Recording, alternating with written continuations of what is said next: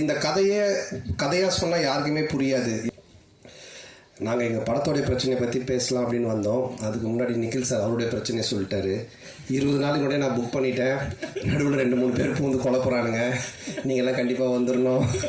அதை எங்கள் முன்னாடி கன்ஃபார்ம் பண்ணுறாரு. 20 நாள் முன்னாடி நான் புக் பண்ணிட்டேன் தெரியுங்கள, அந்த 2 பேர் யாருன்னு உங்களுக்கும் தெரியும். ஸோ எங்கள் பிரச்சனையை விட அவர் பிரச்சனை தான் பெருசாக. ஸோ கண்டிப்பாக வாங்க, நீங்கள் 2 நாள் கழித்து அந்த 15th ஈவினிங் நான் டெஃபினட்டாக என்ஜாய் பண்ணுவீங்க 2 மணி நேரம். இந்த படம் வந்து ரொம்ப ஸ்பெஷலாக இருக்கும். என்னென்னா என்னுடைய படங்கள் நான் வந்து காமெடினா பண்ணும்பொழுது ஆர்யா எனக்கு ஃபோன் பண்ணி, எப்போயுமே நாங்கள் ரெகுலராக பேசிக்கிட்டே இருப்போம். ஆர்யா வந்துட்டு, ஏன் மச்சான் நீ காமெடி பண்ணும்பொழுது ஒரு ஜாலியாக இருப்பேன், பயங்கரமாக நல்லா பண்ணுவே, ஏன் இப்போ ஹீரோவானதுக்கப்புறம் பயங்கர அந்த ஃப்ளோ இல்லையே அப்படின்னு கேட்டால், இல்லை மச்சான் நிறைய கமிட்மெண்ட்டு, நிறைய விஷயங்கள், இந்த படம் பண்ணுறது, அடுத்த படத்துக்கு ஒன்று இது பண்ணுறது, இதுக்கு நடுவில் யாராவது ஒருத்தர் அட்வான்ஸ் எடுத்துகிட்டு வந்துடுறாங்க, அது கதை கூட சரியாக கேட்க முடியாமல் டக்குன்னு ஏதோ ஒரு கமிட்மெண்ட் ஆயிரும் அப்படின்னு.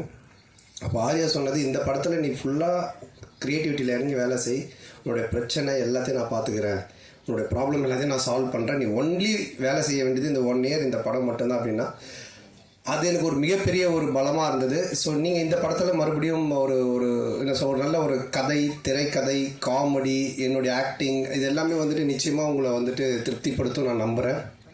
மே 16 தியேட்டரில் போய் பாருங்கள். அதே மாதிரி ஆனந்தை நான் சொல்லுவேன், தமிழ் உலகின் கிறிஸ்டோஃபர் நோலன் அப்படின்னு சொல்லுவேன். ஏன்னா ஆனந்த் பண்ணுற கதை வந்துட்டு ஒரு லைனில் இருக்கவே இருக்காது. ஹாரர் ஜானர்னா ஹாரருக்குள்ளவே இருக்காது.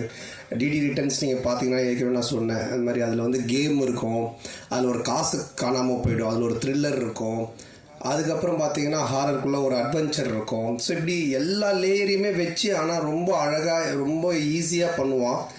அந்த அளவுக்கு கொஞ்சம் நல்ல நாலேஜ் உள்ள ஒரு ஆள் ஆனந்து. ஸோ இந்த படமும் அது மாதிரி தான். இந்த கதையாக சொன்னால் யாருக்குமே புரியாது, என்னாலே புரிஞ்சிக்கவே முடியல. ஆனால் அதை ஒரு ஃப்ளோ பண்ணி ஒரு ஸ்க்ரீன் ப்ளேவாக பண்ணி ஒரு படம் அவுட்புட் காட்டும் போது தான் ரொம்ப நல்லா இருந்துச்சு. நல்ல காமெடியாக இருக்குது. டெஃபினட்டாக நீங்கள் எல்லோரும் சிரித்து பயங்கரமாக என்ஜாய் பண்ணுவீங்க.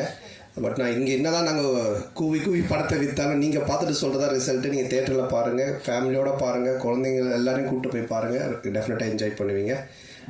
கண்டிப்பாக நம்ம மே 15th ஈவினிங் இங்கே ப்ரிவியூவில் மீட் பண்ணுவோம். தேங்க்யூ. நன்றி. தேங்க்யூ.